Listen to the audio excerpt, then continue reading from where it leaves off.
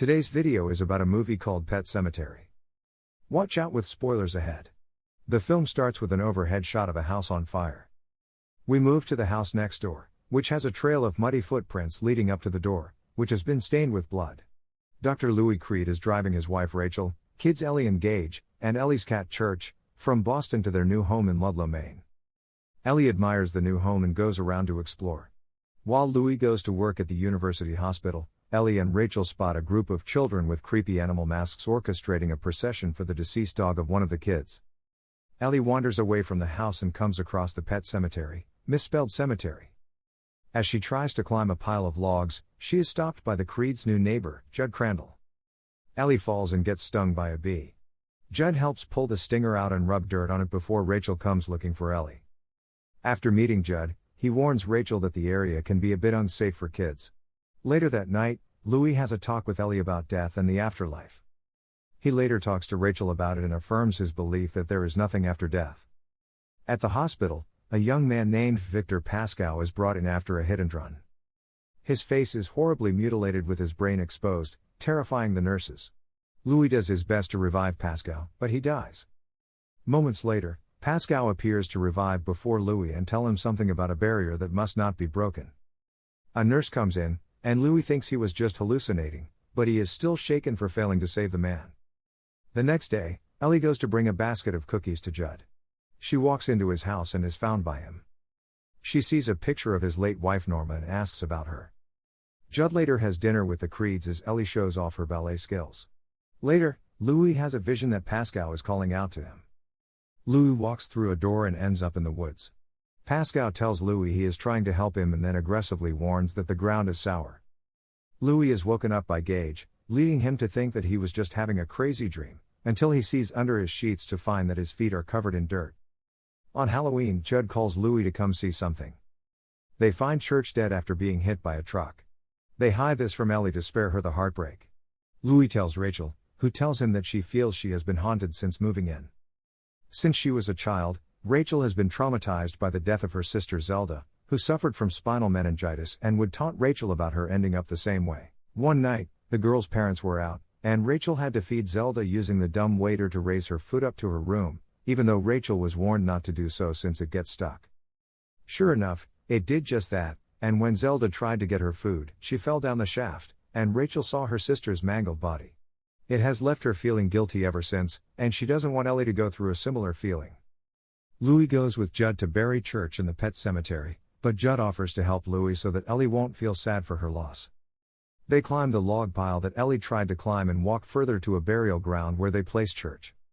The following morning, Louis and Rachel try to tell Ellie that Church ran away, but she tells him that he came back last night and is in the closet. To Louis' surprise, she is correct, although Church is clearly not the same. Louis looks into the history of the grounds, while Ellie tries to play with Church. She tries brushing his fur but notices that it is knotted up, and that he smells bad. Church then scratches Ellie before running off. Later, while Louis and Rachel try to get intimate, Church brings a dead bird to the bed and starts gnawing at its stomach. Louis later finds a drawing that Ellie says was made by Gage, which is of a man being hit by a car and lying in a pool of blood, much like Pascoe. He then goes to talk to Judd about Church returning. Judd tells him that the grounds are said to contain an entity known as the Wendigo that can bring things back from the dead, but they won't come back the same. Louis then returns home to find Church in Gage's crib after attacking and frightening the poor boy. Louis attempts to euthanize Church but can't bring himself to do so when the cat momentarily appears to be his normal sweet self. He instead brings Church by the highway and leaves him so that he can just tell Ellie that he ran away.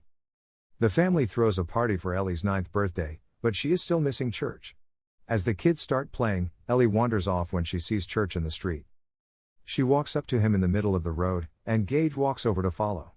Louis notices Gage in the street and runs to save him just as a truck heads their way.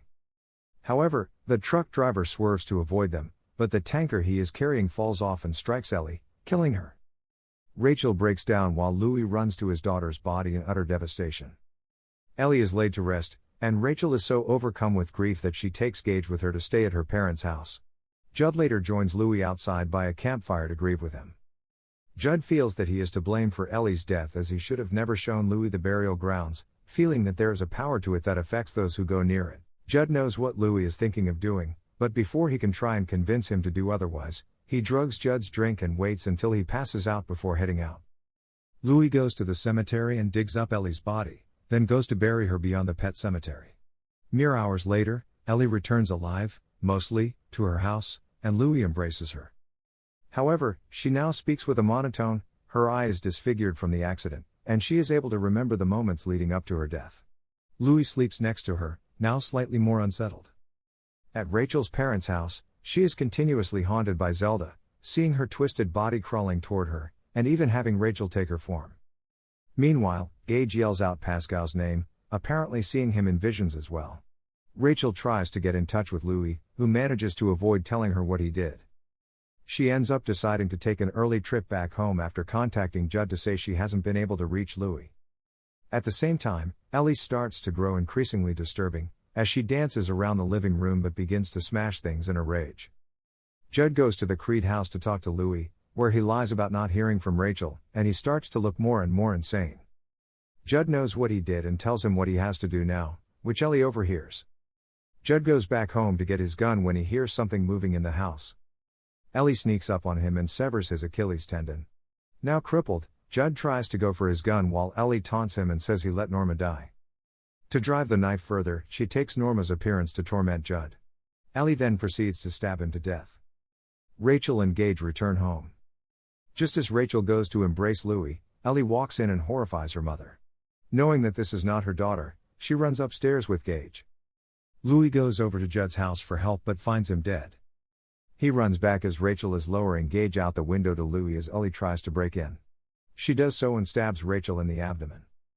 Rachel tells Ellie that her real daughter is dead, and Ellie delivers the fatal stab.